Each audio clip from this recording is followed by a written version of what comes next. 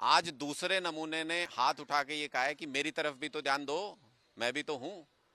तो स्पष्ट तौर पे प्रदूषण में लोगों के लंग्स खराब होते हैं, ये हमने सुना था। पहली बार देख रहे हैं कि प्रदूषण की वजह से एलजी साहब के दिमाग पे असर हो गया है, उनकी याददाश्त चली गई है।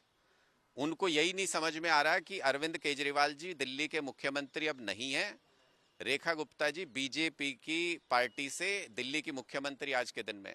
कोई सवाल पूछना है, दिल्ली के अंदर इतना पोल्यूशन है, तो रेखा गुप्ता जी से सवाल पूछिए ना। उसमें क्या जीभ लड़खड़ा जाती है एलजी साहब की, उनकी हिम्मत नहीं हो रही सवाल पूछने की। दरअसल हुआ क्या है कि एलजी साहब हैं कैमरा जीवी, इनको बड़ी आदत है कैमरे पे दिखने की। पिछले 10 साल से जिस तरीके से बीजेपी के एलजी कर रहे थे, वो यही कर रहे थे कि कैमरे पे दिखते हैं, इधर जाओ उधर जाओ, गली दिखाओ, मोहल्ला दिखाओ, नाली दिखाओ।